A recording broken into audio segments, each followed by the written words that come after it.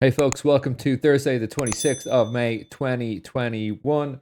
I'd been looking at bonds moving really well here. Last night we had Jerome Powell, of course, confirming that the FOMC are going to be moving a 50 basis point hike over the next two meetings.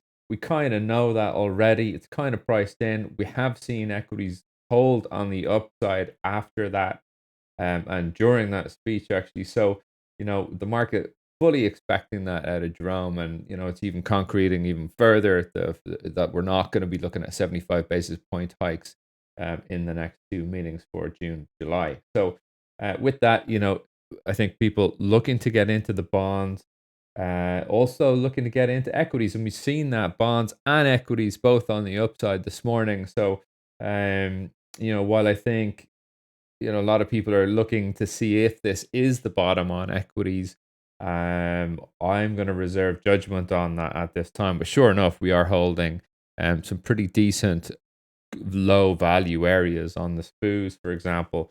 So yeah, let's get over here, and we're going to look at three things today. We're going to look at starting with bonds.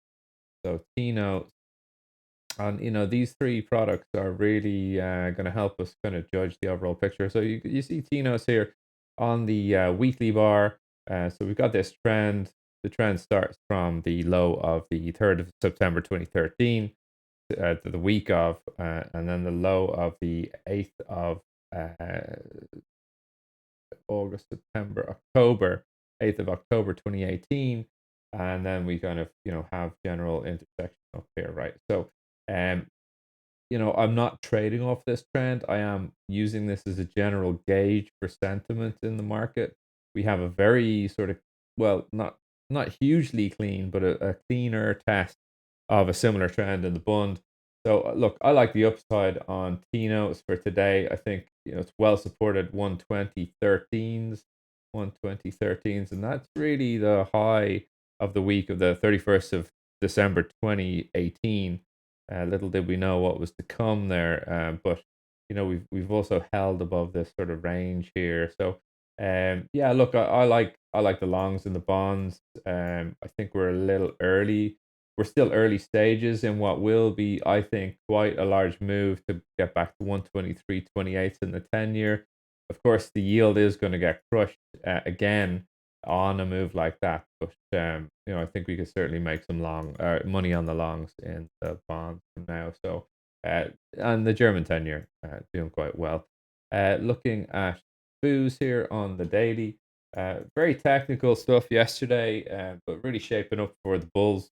I was actually short the 39.96s after the initial push to the upside, just couldn't hold it, and then kind of rallied into the close thereafter. So, look, we're at this blue area is a prior line in the sand, or sorry, not a line in the sand, but a prior gap that had been open for 6 to 8 months, and we've now been testing that yesterday. So I think we're doing well to work back up through it. Long story short, 20 EMA uh, is the target here, 40.42 even really on today's market.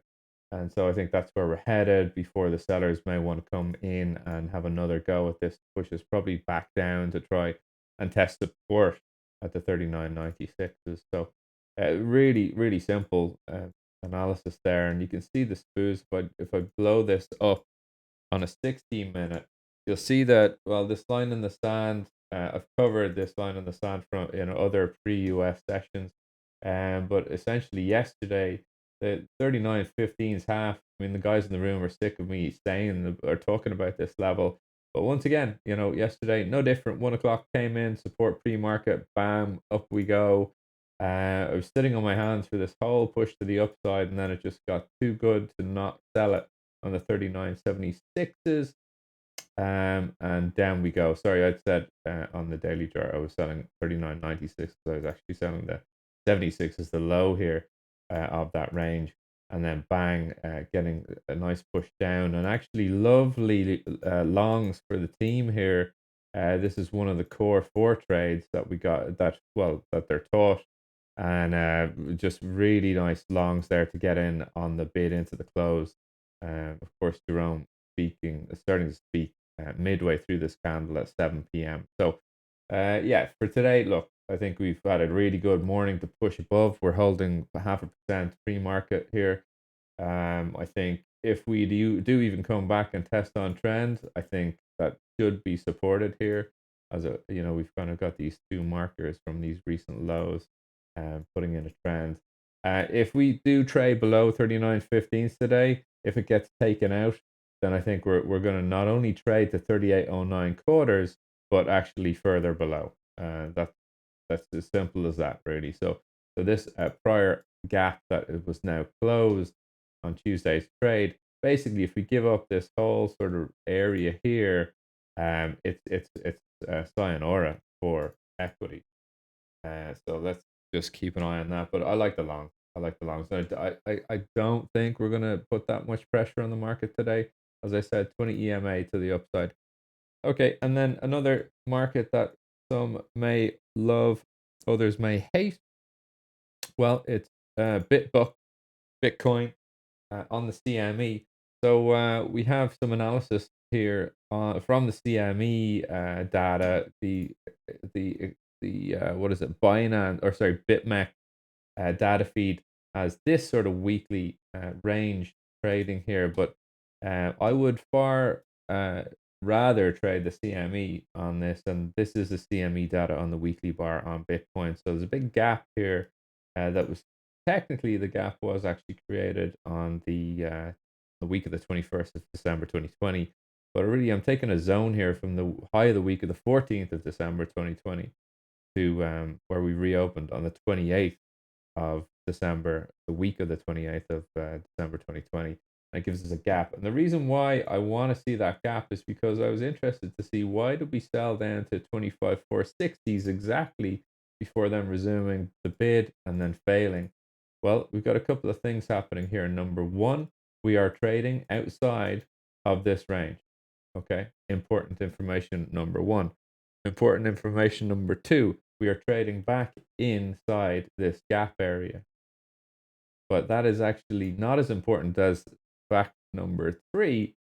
This trend, we are breaking down on this trend from the low of the week of the 9th of March 2020 to the low of the week of the 8th of September 2020. Right, we're breaking down here. So, strap in, because I think not only are we going to trade 25,460s again, I think we're going to trade 18,440, 18,440s. Now, no one wants to hear that, but I'm sorry, guys and girls, that's what it is.